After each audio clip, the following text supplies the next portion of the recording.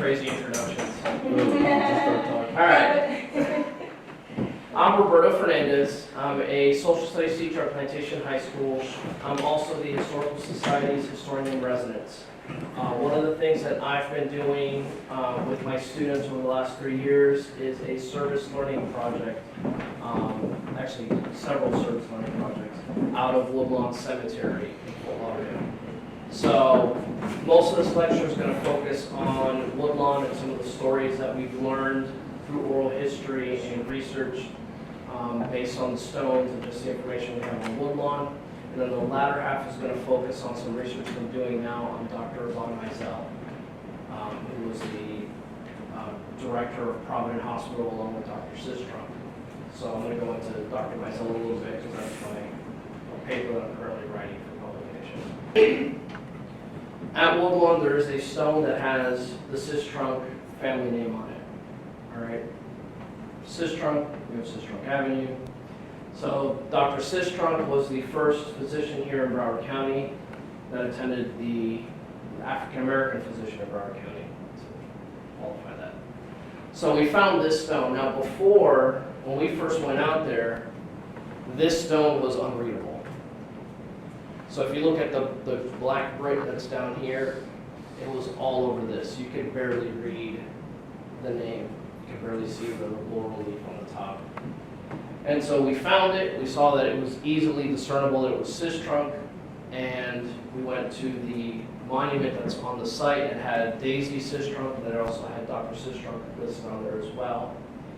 And so we wrote a story about Dr. Sistrunk and how he was buried at Woodlawn. Now our articles and our stories were actually published through the West Side Gazette, which is the African American newspaper here in Broward. And so published it. We're really happy with our research. All of our evidence suggested that that was his stone. A couple of weeks later, we were at Dillard Museum, at the old Dillard School Museum. And James Bradley was there, and he was telling us how Dr. Sistrunk was actually buried at Sunset Memorial Gardens. And so, of course, I'm thinking, oh my God, retraction, how we're going to do this, we're a bunch of kids, and, like, thinking the worst case scenario. So, of course, the following day, that Wednesday, I left from work and I went right to the other cemetery, and I'm like, I need to know if Dr. Sistrunk is buried here. So I walked into their office and I said, I'm looking for Dr. Sistrunk, is he here? And so the lovely lady at the desk said, yep, he's here, let me find him, and she took me out, and there he was buried with his wife, Daisy. So the question is, okay, if his wife Daisy is buried at Sunset, and he's buried at Sunset, which Daisy is this? So we believe that Daisy Sistrunk that's pictured here was actually one of his children. But I have yet to get the death certificate to prove it. So I'm still working on that.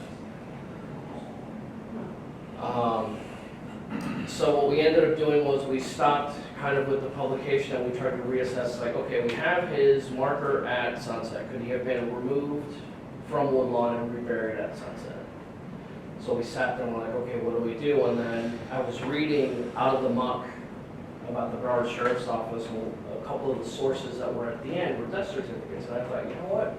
Let's request some death certificates. So we requested his death certificate, and it showed on his death certificate that he was buried at Sunset. So I ended up writing a follow-up article to the Sistrunk article that we wrote. It was a teachable moment is what I called it. And I was like, hey, historians work with facts, and sometimes the truth changes, and we learn new information, and we have to make sure that we, correct our mistakes when we find out about it. And the death certificate process, I think, has been one of the more beneficial ways of ground truthing the burials at Woodlawn. And in a couple of cases, we have death certificates for people that we don't have an actual marker for. Okay.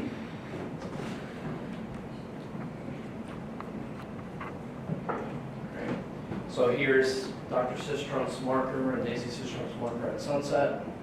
Now, Dr. Sistrunk was also in the military, and I found his one of his selective service cards at the Florida Archives. It showed him being inducted in Nashville, Tennessee while he was at Mary Medical College. So, you know, just kind of confirming the story that he was there. He went to Mary. Mary. My That was sister's gonna freak out, that's where her husband went.